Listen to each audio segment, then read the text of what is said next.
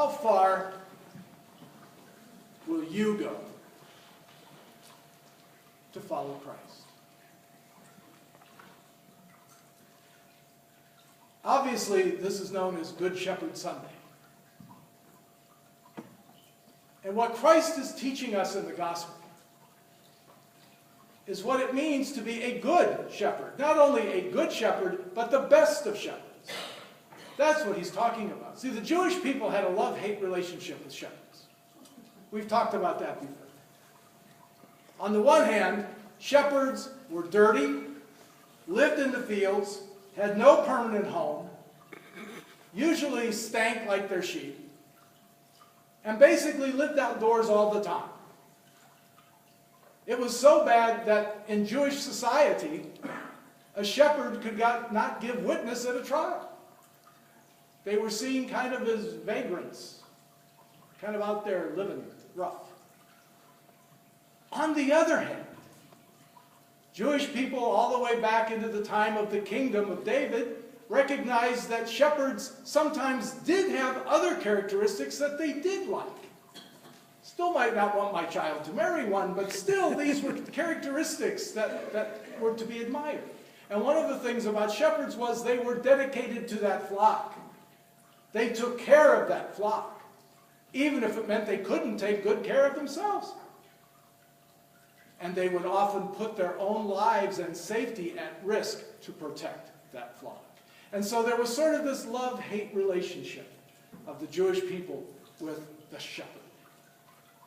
So what Christ is doing today is saying, I am the good shepherd. Not a good shepherd, the good shepherd. Because Jesus takes it even a step further. And that's why we celebrate this feast during the Easter season.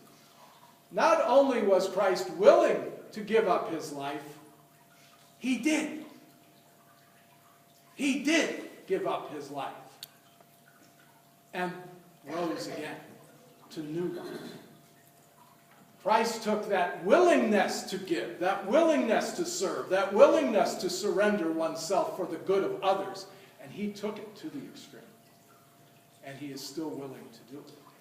We are his followers. We profess that we are Christian, that we do what Jesus did. And so my question, how far are we willing to go for the good of others? This weekend we also celebrate World Day of Prayer for Vocations.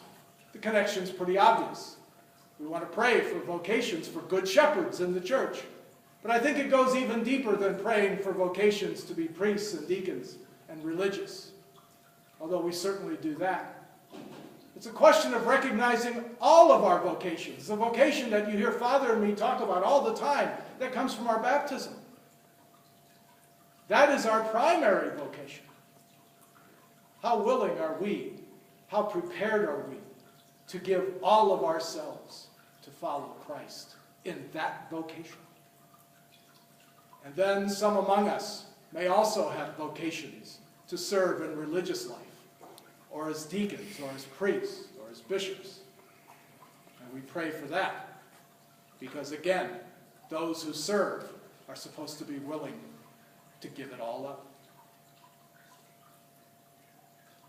How far are you prepared to go to follow Christ?